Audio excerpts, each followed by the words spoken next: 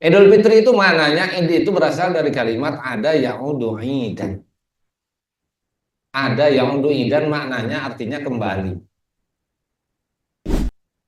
Itu amal soleh yang tercatat atas nama kita. Maka selalu saya sampaikan bahwa pada aflaha man tazakka, sungguh telah berbahagia orang-orang yang telah mensucikan dirinya. Mensucikan dirinya dengan apa? Tazakka bis salat, mensucikan dirinya dengan ibadah salat. Nah, ini tanggal 17 Ramadan. Bukan mau apa-apa, bukan mau piknik, perang.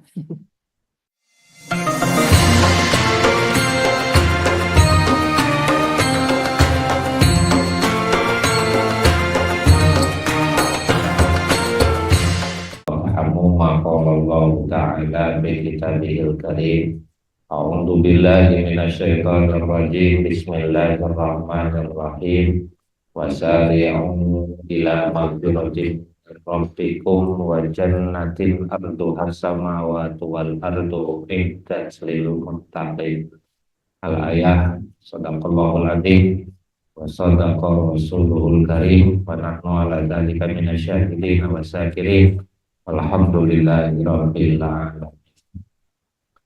Duyufullah, Duyufur Rahman, calon-calon tamunya Allah. Tak lupa para pemirsa yang ikut hadir di Zoom meeting atau kajian online. Siapa dulu nih? Ada Ibu Dewi Rahayu, ada Ibu Mutia, Bu Kolipah, Neng Natasha, dan Pak Didi, juga semua yang ikut hadir. Alhamdulillah, puji syukur kita panjatkan kehadirat Allah. Pagi hari yang berbahagia ini adalah pagi yang sangat cerah di hari yang keberapa itu? Ke-12 ya? 12 setelah Idul Fitri.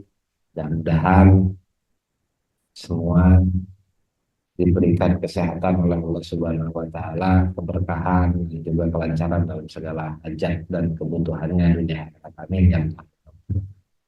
Salawat serta salam Allah senantiasa terlimpah curah pada junjungan kita Habibana wa Nabiyana Muhammad sallallahu alaihi wasallam, pada keluarganya, para sahabat, tabi'in, ashabul tabi'in, dan juga kita semua yang insyaallah senantiasa berusaha melaksanakan apa yang dari sunnahnya agar kita mendapatkan syafa'atul jazza wal hisab. Amin ya Allah ya rabbal alamin.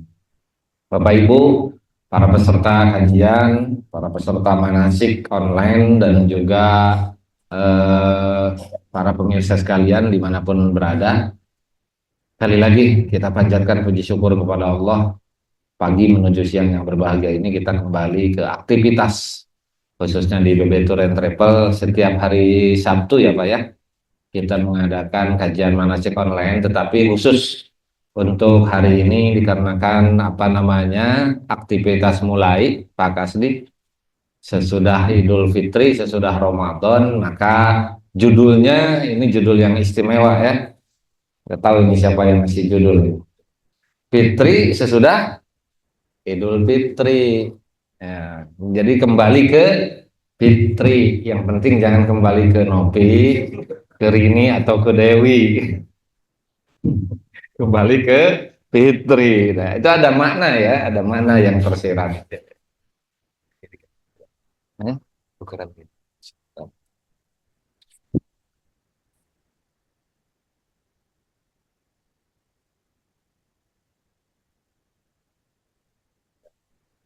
Nah, ini ada makna yang tersirat. Jadi tidak langsung ke manasik umrohnya, ke manasik ininya.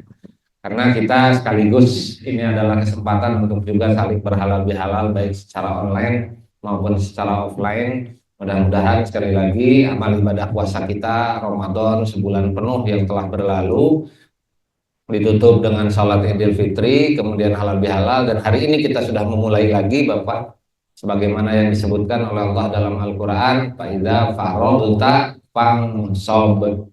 Apabila sudah selesai dari satu pekerjaan, dari satu aktivitas, dari satu kegiatan, maka pangsob, mulai lagi lah dengan kegiatan pekerjaan yang lain, di mana di situ ada keberkahan. Artinya kebaikan ini, amal soleh ini tidak terputus, sebagaimana kita terus berusaha untuk mengisi hari-hari Ramadan kita dengan kebaikan, maka selesai Ramadan pun kita mulai dengan segala jenis kebaikan yang bisa, yang kita mampu lakukan. Amin, alamin, ya rabbal alamin. Salawat serta salam Allah senantiasa terlimpah curah kepada baginda Habibana wa Nabiyana Muhammad Sallallahu Alaihi Wasallam, kepada keluarga, sahabat tabiin, asbab tabiin, dan juga kita semua yang insya Allah kita berusaha melaksanakan apa yang menjadi sunnah-sunnahnya agar kita mendapatkan syafaatul uzma kelak di yaumul jazaa wal hisab.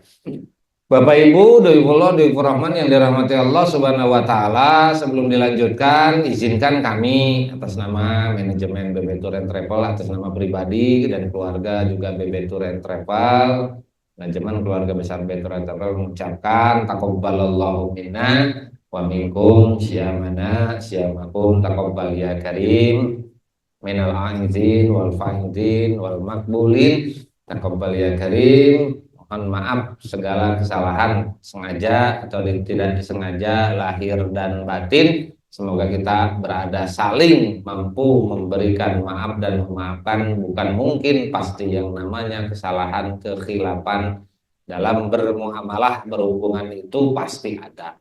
Kata-kata yang mungkin tidak berkenan, perilaku sikap yang mungkin tidak mengenakan, dan lain sebagainya. Maka selesai bulan Ramadan, masuk di halalun bihalalin ini, semoga menjadi arena untuk kita saling memaafkan lahir dan batin. Amin ya rabbal alamin. Insya Allah masuk ke materi ini, Fitri, kembali ke Fitri. Fitri sesudah Idul Fitri. Saya mau sedikit ini ya, ini mah kajian ya, kajian terkait dengan manasik. Kalau kalimat Faida Farogha Pangsob tadi itu adalah ketika selesai dari sebuah kegiatan yang positif, kita kemudian selesai nih, masuk lagi kegiatan yang positif lain. Selesai puasa Ramadan nih 1 bulan, masuk ke bulan Syawal, itu kan kegiatan positif tuh, masuk lagi ke manasik. Masuk lagi ke aktivitas kita, berangkat, melaksanakan ibadah umroh, mencari ilmu, dan lain sebagainya. Maka itu adalah merupakan bagian sesudah kebajikan, kemudian kita melaksanakan kebaikan yang lain. Kalimat Faida Farogha Pangsob. Idul Fitri itu maknanya, itu berasal dari kalimat ada ya'udu idan. Ada ya'udu idan maknanya artinya kembali. Nah, Al-Fitri, Fitri, bukan Rini ya, Fitri ya, sekali lagi. Fitri itu dalam bahasa Arab diambil dari kalimat futur, maknanya berbuka. Nah, sebagian ulama kemudian memberikan tambahan makna, Fitri itu maknanya fitrah, suci. Jadi bisa 2 makna Idul Fitri itu. 1, kembali berbuka sesudah berpuasa 1 bulan penuh lamanya. Itu makna Idul Fitri. Ada yang undur'i dan Al-Fitri artinya kembali berbuka. Kan tidak boleh puasa Pak tuh 1 Syawal. Kemudian ada makna yang makna Id itu adalah kembali ke fitrah. Fitrah apa? Fitrah kesucian seorang hamba. Bahwa manusia itu bertuhan, bahwa manusia itu pada asalnya, pada hakikatnya adalah suci bersih daripada dosa. Maka sesudah berpuasa sebulan penuh lamanya, tahajud, taraweh, zakat fitrah, kemudian sholat duha, tadarus, dan lain sebagainya, maka manusia yang lahir kembali keluar dari Ramadan itu, maka dia kembali ke fitrah, kesucian jiwanya. Ini sejalan dengan hadis baginda Nabi, di mana baginda Nabi bersabda, kullu mauludin yuladu alal fitrah. Fitrah ketuhanan maksudnya. Setiap anak yang dilahirkan itu adalah bersih, suci, bertuhan, tidak punya dosa. Nah, selesai Ramadan ini kita tidak punya dosa. Insya Allah, alhamdulillah. Kenapa? Karena kita sudah ditempa dalam 1 bulan. Ada yang puasa, ada yang umroh, ada yang zakat, dan lain sebagainya. Jadi bersih secara ruhani. Ramadan itu adalah madrasah ruhaniyah.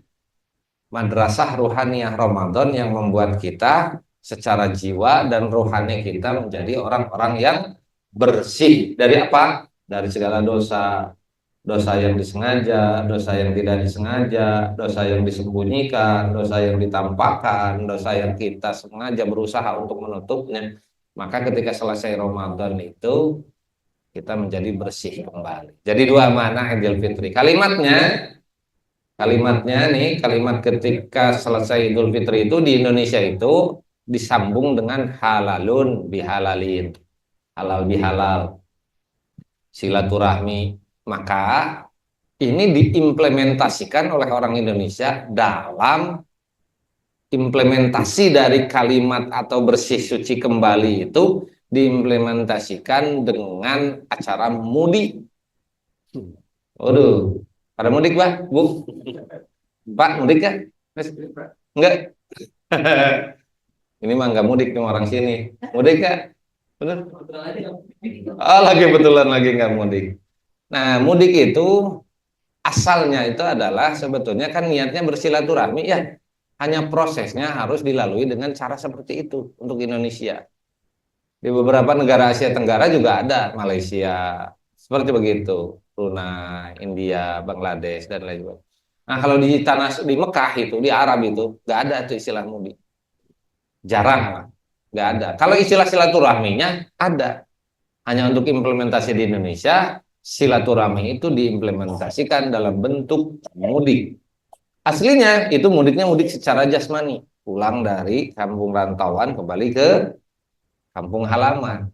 Padahal pada hakikatnya kita pun akan mudik, namanya mudik ruhani. Mudik ruhani itu bagaimana? Mudik ruhani itu kita akan kembali ke dunia ini sementara. Kalau Bapak yang datang dari tempat asal ke Karawang ini sebagai perantau, maka pasti akan kembali. Betul nggak? Entah 1 tahun sekali dalam Idul Fitri, atau entah kemudian kita wafat, kadang dikembalikan ke tempat asal kita, dimakamkan di tempat asal kita. Dari sisi jasmani, jasad ya kita kembali ke tempat asal kita. Nah, dari sisi hakikat rohani, sebetulnya kita itu ke dunia ini hanya sementara. Kita sedang merantau di dunia ini. Sebagaimana orang perantau ketika mau mudik harus punya bekal, betul nggak? Orang yang nggak mudik itu bisa jadi nggak bekalan, nggak punya bekal. Nggak tahu THR-nya nggak cair ini, atau ada kegiatan lain. Ya. Biasanya itu mudik penuh persiapan, Pak. Masuk bulan Ramadan sudah kepikiran mau mudik, betul nggak? Aduh, ini mudik gimana nih? Pasti macet. Tapi senang aja macet-macet juga ya. Itu mudik jasmani. Kita siapkan bekalnya, kita siapkan mobilnya, kita siapkan bensinnya, kita siapkan THR-nya, kita siapkan apa namanya makanannya dan lain sebagainya. Baju-bajunya kita siapkan. Kenapa? Karena kita akan mudik. Kembali ke mana? Ke kampung halaman. Nah, kampung halaman ruhani kita adalah di Hadratil Qudsiyah. Dunia ini hanya tempat merantau. Kalau orang merantau pasti akan kembali. Tapi orang merantau mudik tanpa punya bekal, nekat namanya. Nekat itu namanya. Maka orang yang mudik itu harus punya bekal. Kalau belum punya bekal, belum mudik. Nah, banyak yang nggak mudik karena nggak punya bekal. Tapi itulah salah satu di antara makna mudik itu kembali, kemudian kita pun harus punya bekal ketika kita kembali ruhani kita kepada Allah. Percaya diri orang mudik kalau punya bekal. Tapi kalau tidak punya bekal, nanti dululah. Kan begitu? Jangan dulu, nanti aja kalau sudah punya. Begitu pula ruhani kita kalau mau bermudik kembali kepada Allah Subhanahu wa Ta'ala itu, usahakan punya bekal. Kalau nggak punya bekal, nekat namanya. Ya, benar kan? Makanya kita selalu merasa kurang bekal. Apa bekalnya? Bekal ruhani, amal soleh. Amal soleh apa saja yang bisa dilakukan. Nah, dalam konteks ini Bebetur menyiapkan bekal untuk Bapak Ibu. Apa? Umroh dan haji. Itu bekal mudik. Bukan uangnya. Kalau uang mah itu mah prosesnya. Tapi bekal mudik itu adalah amal soleh yang tercatat atas nama kita ketika kita melakukan umroh atau melakukan ibadah haji. Dalam konteks inilah maka mari kita sama-sama memperbanyak bekal. Karena kalau kita sudah mudik dalam ruhani, nggak bisa kembali lagi. Nggak bisa kembali lagi. Kalau banyak bekal amal soleh, bekal salat banyak, bekal puasa, alhamdulillah, bekal sodakohnya ada, bekal sholat sunatnya ada, bekal puasa, bekal tadarus, bekal sodakoh dan lain sebagainya. Masih ada kurang bekal? Masih. Apa yang kurang bekalnya? Bekal umroh dan bekal haji. Itu amal soleh yang tercatat atas nama kita. Maka selalu saya sampaikan bahwa pada aflaha man tazakka, sungguh telah berbahagia orang-orang yang telah mensucikan dirinya. Mensucikan dirinya dengan apa? Tazakka bis salat, mensucikan dirinya dengan ibadah salat. Tazakka bis syiyam, mensucikan dirinya dengan ibadah puasa. Tazakka bis zakat, mensucikan dirinya dengan mengeluarkan zakat. Tazakka bi amalin saleh, dengan segala amal saleh yang mampu kita lakukan. Maka orang itu kemudian menjadi suci atau fitri sesudah Idul Fitri. Tuh, saya mau bicara nggak lama ya. Ini mau bicara tentang ungkapan yang sering diucapkan oleh kita ya. Kalau kita bertemu ketika masuk di Syawal, Pak, minal aizin wal faizin. Minal aizin wal faizin, kata sebagian ulama, itu sebetulnya bukan ungkapan untuk hari Lebaran, bukan. Tetapi itu menjadi sebuah istilah yang sangat terkenal ketika masuk di bulan atau di Syawal atau di Lebaran.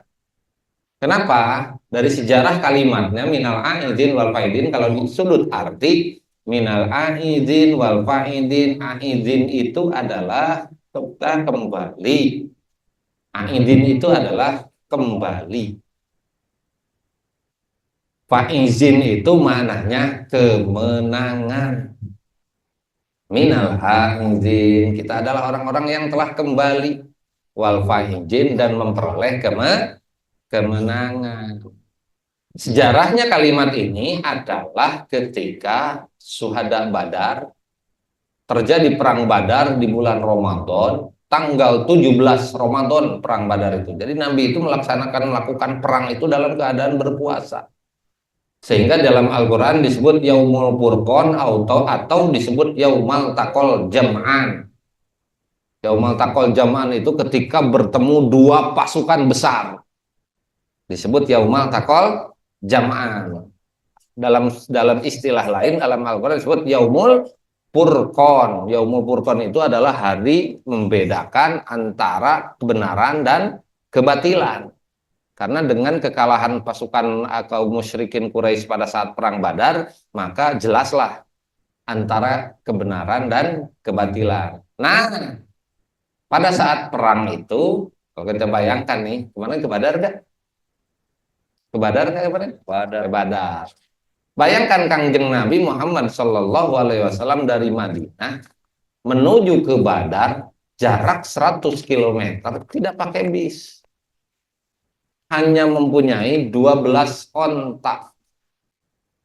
12 ontak, 7 kuda yang dinaikin oleh orang-orang tua, dinaikin oleh berganti-gantian. Jalan kaki 100 km. Kebayang nggak? Kalau dari Kerawang sampai Cilinyi loh. Sekarang saya tanya, kemarin kita melaksanakan umroh ke Badar pakai apa? Coba kalau suruh jalan kaki. Makanya selalu saya sampaikan, Islam kita itu Islam mudah hari ini. Para nabi dan para sahabatnya yang berdarah-darah. Bayangkan, boro-boro ada snack, boro-boro ada AC, panas. Sehingga Nabi kemudian mampir di satu wilayah yang namanya Bi'rur Rauhah, atau disebut, ke sana enggak? Bi'rus Sipa. Disebut Wadi Rauhah. 3 hari 4 hari itu Nabi ditinggal dulu di sana. Kenapa? Perjalanan jauh, jalan kaki. Bukan mau apa-apa, mau perang. Kalau kita mau apa ke sana? Mau lihat-lihat, foto-foto. Nabi ke sana, istilahnya sama para sahabat mau apa? Mau menaruhkan nyawa dengan perjalanan yang berat begitu.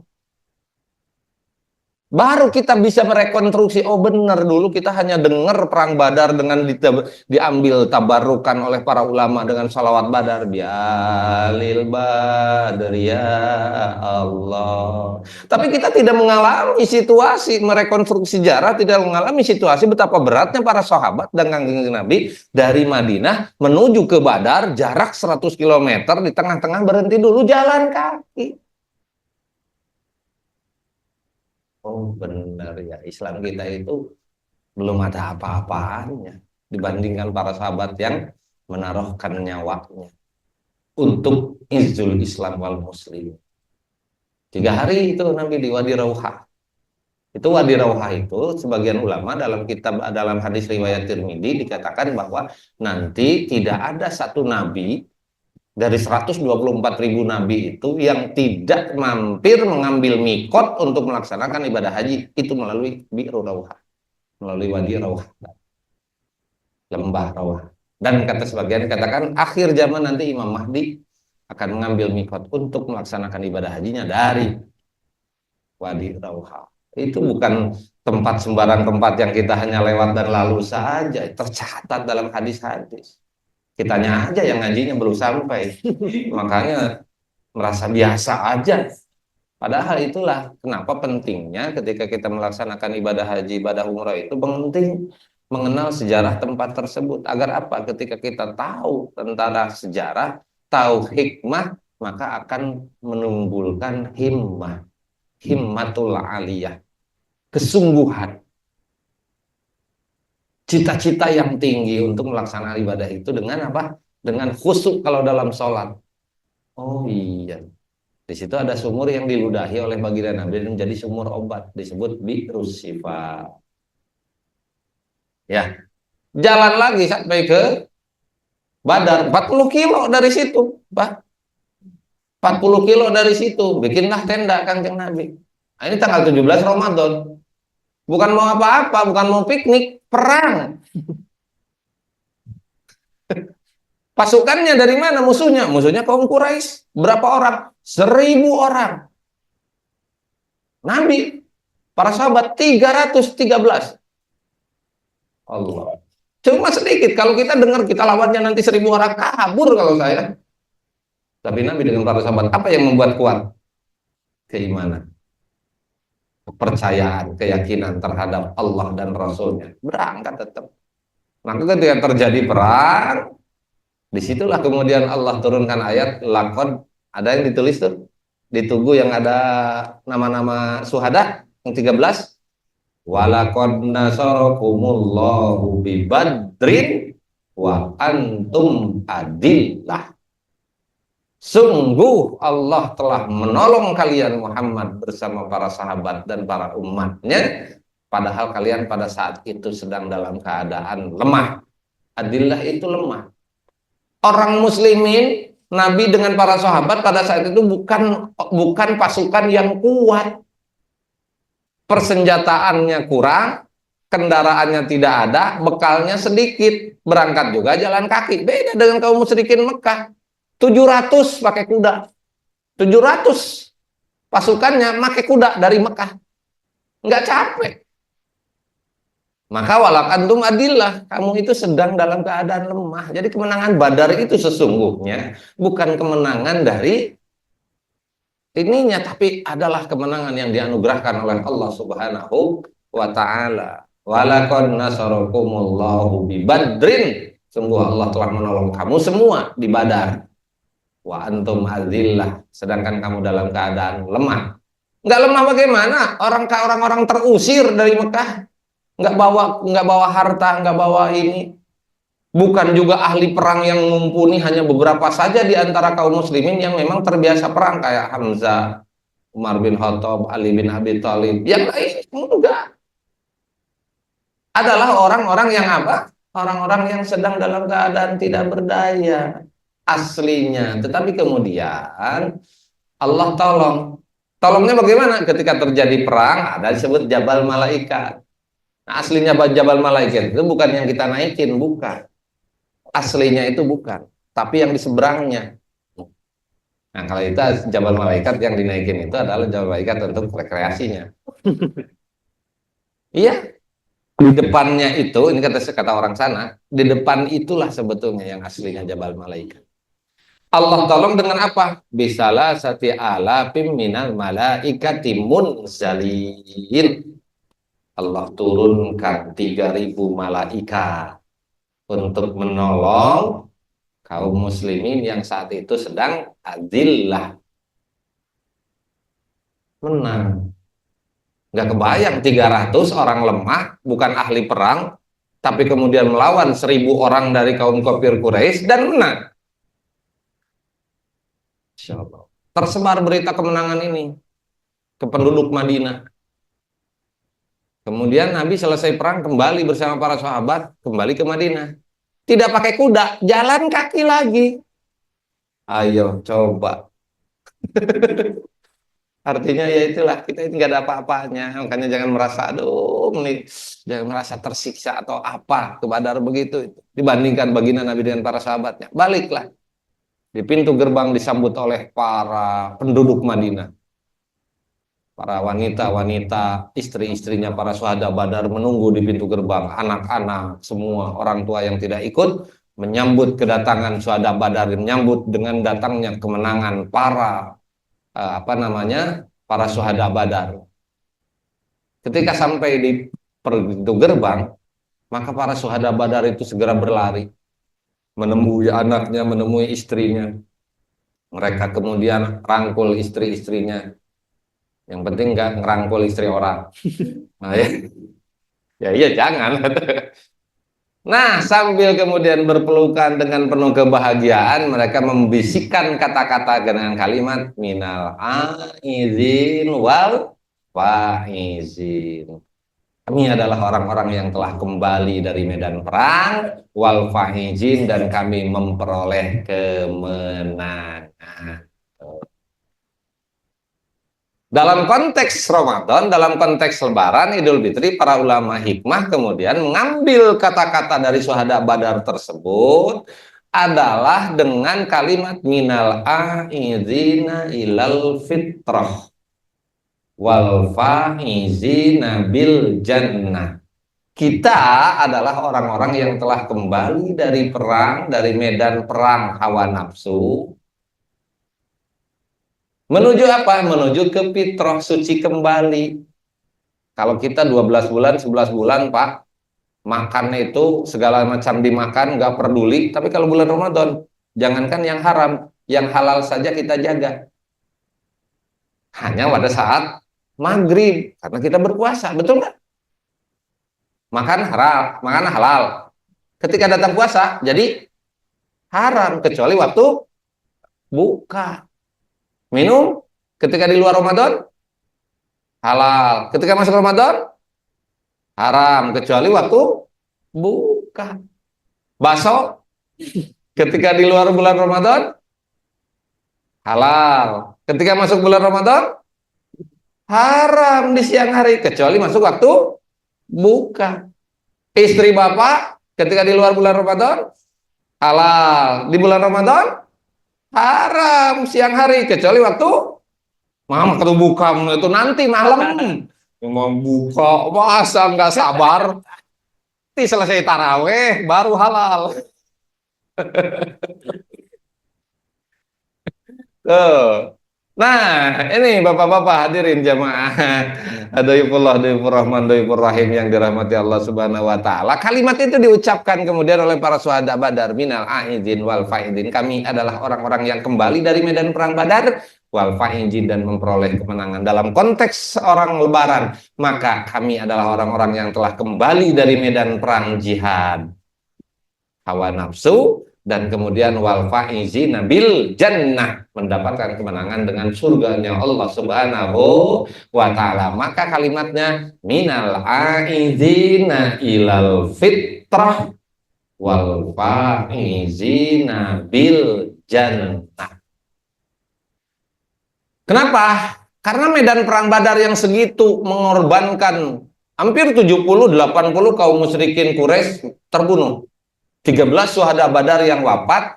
Nabi ditanya oleh sahabat ketika Nabi mengucapkan kalimat begini, kata Nabi, pulang nih Nabi nih ke Madinah, kata Nabi, raja'na min jihadil asgor ila jihadil akbar. Kita kembali dari perang kecil menuju perang besar.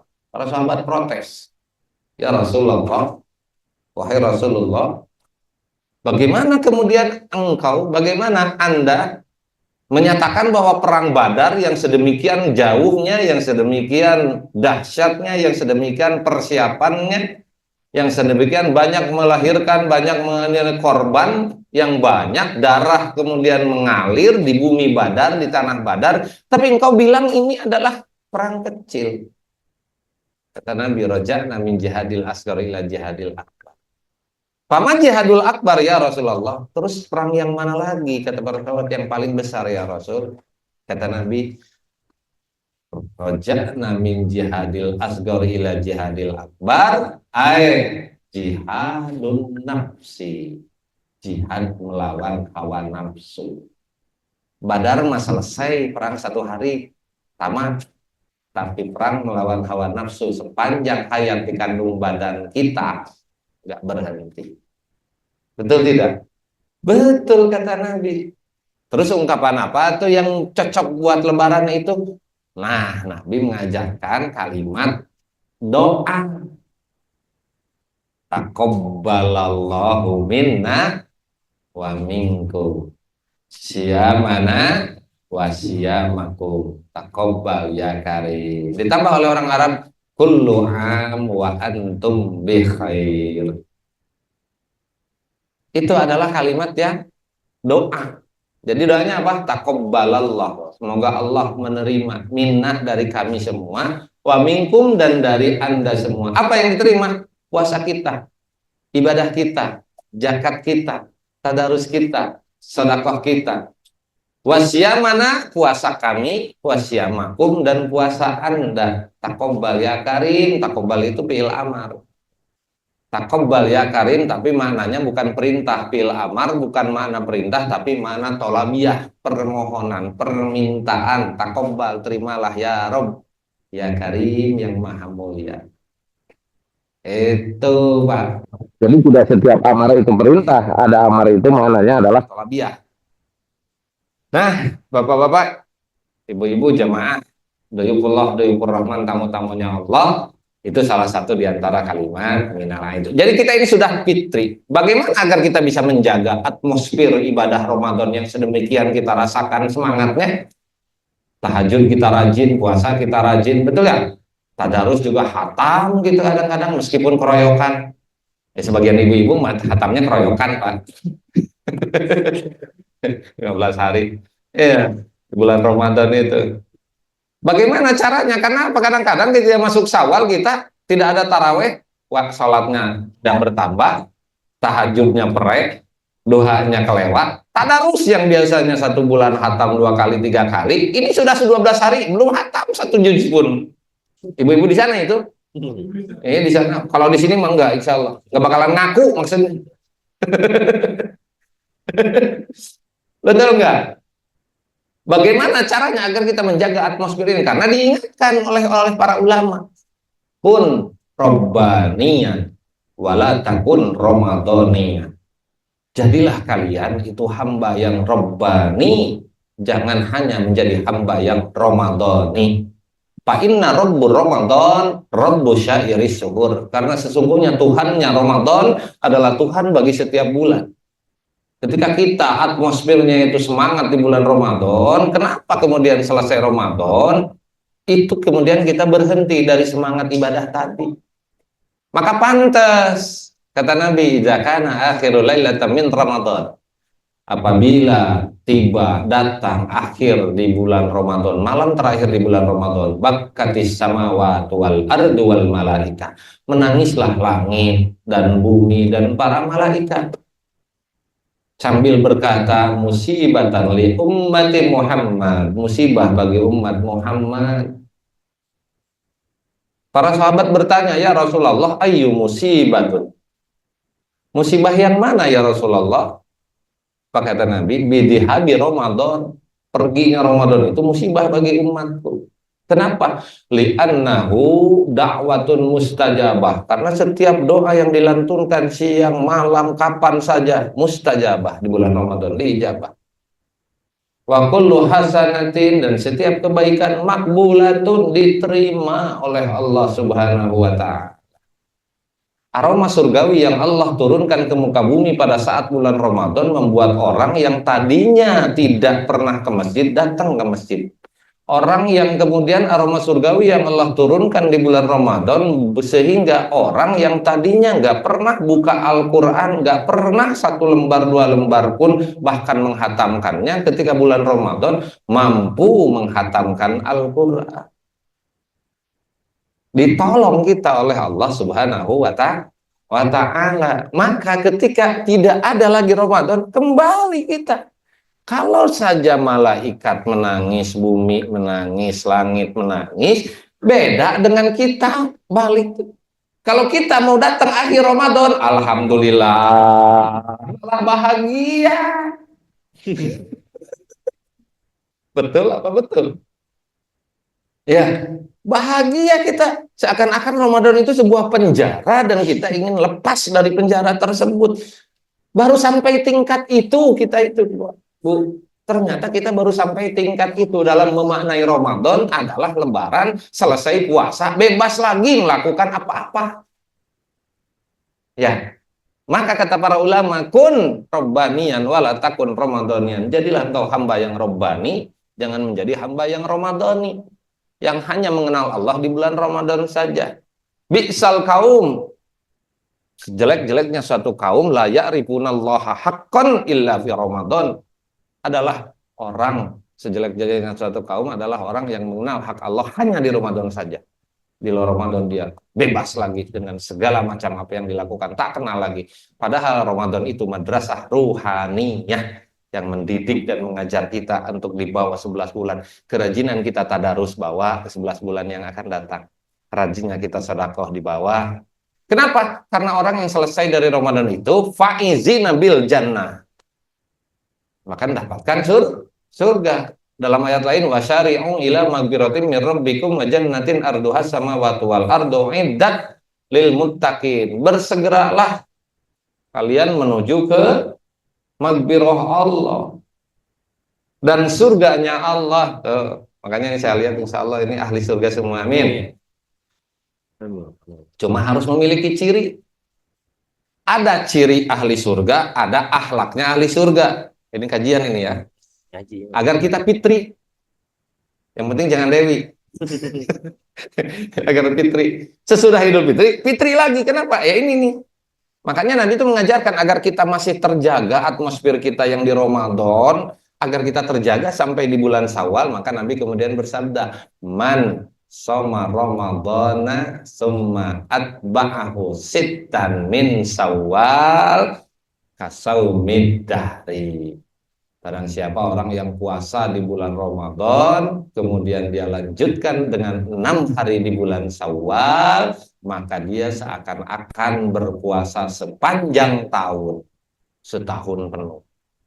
Gimana hitungannya? Likulli hasanatin bi asri amsalihah. Setiap satu kebaikan bayar 10. Betul. Bulan Ramadan kemarin berapa? 33 sebulan penuh, 30 hari. Kalau kalimatnya itu konteks dikali dengan 10 kebaikan, dari satu hari kebaikan puasa dibayar 10, 30 kali 10 berapa? 300. Terus yang 6 hari di bulan Syawal dikali 10 berapa, Bu? 60. 300 ditambah 60 berapa? 360. Ada hari di dalam setahun ada berapa? 365 hari. Lah, yang 5 harinya gimana, Ustaz? Yang 5 harinya adalah haram berpuasa. 1 hari raya Idul Fitri, 2 hari raya Idul Adha, 3 hari tasrek. Pas bener hadis tersebut, kasaumud dahri, seperti orang yang berpuasa setahun penuh. Untuk apa? Menjaga atmosfer kesemangatan kita di bulan Ramadan dalam rangka beribadah dibawa ke bulan Syawal. Alhamdulillah. Tuh. Masuk tuh? Paham tuh? Bisa dipahami? Kenapa kemudian Nabi menganjurkan itu? Itu satu. Kemudian fitri, ketika kita sudah suci, tidak ada lagi tempat bagi orang yang telah disucikan oleh Allah kecuali ridho dan surganya Gusti. Makanya ini saya lihat di sini semuanya kelihatannya ahli surganya Allah, amin. Kenapa? Karena ada tanda-tandanya. Min alamati ahlil jannah itu ada 4. Tanda ahli surganya Allah itu ada 4. Ada tanda ahli surga, ada akhlaknya ahli surga. Ini mau dihabisin sekarang, mau di jangan atuh. Materi teh sulit ini teh. Apa cukup aja segitu ya? Biar tahu Bu, agar kita bisa menghiasi diri dengan apa? Dengan ciri ahli surga. Pak, mana ciri ahli surga? Yang pertama min alamati ahli jannah itu cirinya ahli surga adalah wajhun malihun. Memiliki wajah yang sumeh. Apa sumeh? Berseri-seri, ceria, senyum, ramah. Kan ini ceria semua tuh. Terlalu bahagia. Iya, kecuali ketika ditagih. Boleh datang tagihan. Min alam orang masuk surga siapa yang nggak bahagia? Pasti dan ekspresi dari kebahagiaan itu apa? Wajahnya ceria. Ibu dikasih, Bu berangkat umroh, ceria nggak? Waduh, bahagia. Benar nggak? Bisa dilihat dari air muka dan menunjukkan apa namanya gambaran di dalam hati. Min alamati ahli jannah, ciri ahli surga itu tidak akan ada yang bersedih, pasti dia bahagia dan ceria. Wajah yang senyum ceria dan apa namanya berseri-seri itu adalah ciri di antara ahli surga. Jadi kalau ada yang baut, yang merengut, hati-hati tidak mendapatkan ciri ahli surga. Makanya ibu kalau lagi marah sama suami itu sambil senyum, biar tetap kebagian dari ahli surga. Bener gak? Betul begitu. Lagi pusing sambil senyum. Karena apa? Kita nanti kehilangan lawannya. Apa lawannya? Lawan dari ahli surga, ahli neraka. Cirinya bagaimana? Min alamati ahlin nar wajahun abisun. Wajah yang merengut, wajah yang cemberut, wajah yang masam, wajah yang tidak bersahabat, boro-boro ceria. Dan ibu-ibu suka terkena penyakit tersebut terutama di akhir bulan. Nah, atau pas lagi datang bulan. Dijaga ya. Itu satu. Lawannya wajhun malihun wajhun nggak bahagia. Gimana orang jadi ahli surga kok? Pasti orang itu bahagia. Nggak ada yang masuk surga dengan merengut, bahagia. Yang kedua, min alamati ahlil jannah, yang kedua adalah walisanun fasihun. Lisannya fasih, kata-kata yang keluar dari mulutnya kata-kata yang baik. Terus yang 6 hari di bulan Syawal dikali 10 berapa, Bu? 60. 300 ditambah 60 berapa? 360. Ada hari di dalam setahun ada berapa? 365 hari. Lah, yang 5 harinya gimana, Ustaz? Yang 5 harinya adalah haram berpuasa. Ciri yang ketiga min alamati ahlil jannah, yang ketiga apa? Yang ketiga min alamati ahlil jannah, yang ketiga adalah yadun sakhiyun. Hati-hati, Pak. Hati-hati, Bu. Kadang kita itu sekarang posting hajian, posting umrohan, ibu sedang tawaf, ibu sedang sa'i, ibu sedang itu. Ayo, gimana itu? Ustaz, apakah itu termasuk riya atau tidak? Kembali ke hati ibu.